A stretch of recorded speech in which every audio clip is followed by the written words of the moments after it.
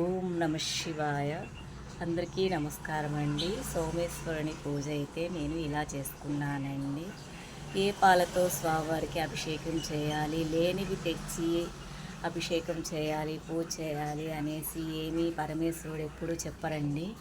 మనకి ఉన్న దాంతోనే ఆయన్ని పూజిస్తే చాలు, చాలా సంతృప్తిగా మనం చేసే పూజను అనేది స్వీకరిస్తారు. నేనైతే నిన్న ఏకాదశి కదా, మహావిష్ణు పూజ చేసుకున్నాను. ఇవాళ అయితే ఆ పరమేశ్వరునికి అభిషేకం చేయాలనిపించింది నా మనసుకి.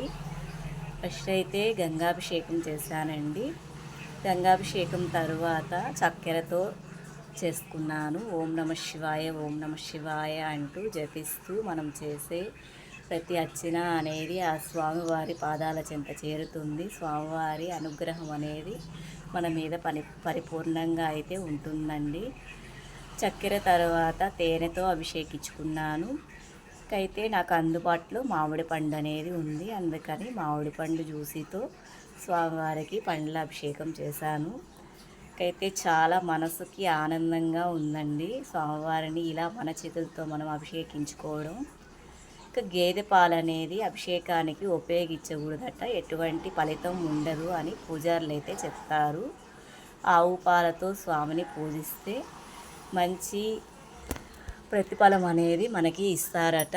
స్వామివారికే కాదు, అమ్మవార్లకు కానీ, ఏ గర్భగుడిలో స్వాములకైనా దేవీమూర్తులకైనా సరే ఆవు పాలు అనేది ఉపయోగిస్తే మంచి ఫలితం ఉంటుందని చెప్తారు. గంగాభిషేకం చేసిన చాలట పరమేశ్వరుడు ఎంతో ఆనందపడతారంట. ఒక చిటికెడు భస్మాన్ని సమర్పిస్తే చాలు, ఆయన ఎంతో తృప్తి చెందుతారనేసి బోలాశంకరుడు అని అంటారు. గంగాభిషేకం చేసుకుంటున్నానండి స్వామివారికి. ఓం నమ శివాయ అనే పంచాక్షరి మంత్రాన్ని జపిస్తూ మనం చేసే పూజ అనేది చేయాలి. గంగాభిషేకం చేసుకుంటూ స్వామివారి జపాన్ని స్మరిస్తూ అలాగే భస్మంతో అనేది స్వామివారిని అభిషేకించుకుంటున్నాను. ఆ పరమేశ్వరునికి ఒక్క చిటికెడు భస్మాన్ని అనేది అందిస్తే ఆయన బోలాశంకరుడు మనం కోరిన కోరికలు అనేది తీరుస్తారు. మన కోరికలో న్యాయం అనేది ఉంటే పరమేశ్వరుడు ఎప్పుడూ మన అందే ఉంటారు. మనం పూజ చేసాము, కోరికలు తీరిపోవాలి అనేసి ఏది అన్యాయంగా కోరుకోం కదా. మనం కోరే కోరికలో న్యాయం అనేది ఉంటే ఆ పరమేశ్వరుడు ఖచ్చితంగా మన చెంతే ఉంటారు ఎప్పుడు. ఇలా పరమేశ్వరునికి దీపధూప నైవేద్యాలతో అయితే పూజించుకుంటున్నాను. స్వామివారైతే ఎంత చక్క ముచ్చటగా అయితే ఉన్నారు. ఆ పరమేశ్వరుని చూస్తుంటే నాకు మనస్తృప్తిగా ఉందండి. మన చేతితో మనం అభిషేకం చేసుకోవడం, స్వామిని ఇలా కూర్చొని పెట్టుకొని దీపధూప నైవేద్యాలు సమర్పించుకొని పూజ అయితే చేసుకుంటున్నాను. ఓం నమ శివాయ. నాకెంతో ఇష్టమైన పరమేశ్వరుని పూజ అయితే ఇలా చేశానండి.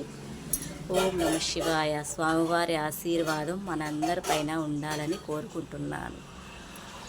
హర హర మహదేవ శంభో శంకర. ఓం నమ శివాయ, ఓం నమ శివాయ అంటూ స్వామి అర్చన అయితే చేసుకుంటున్నానండి. నా వీడియో నచ్చిన వాళ్ళందరూ సబ్స్క్రైబ్ చేయండి ఫ్రెండ్స్.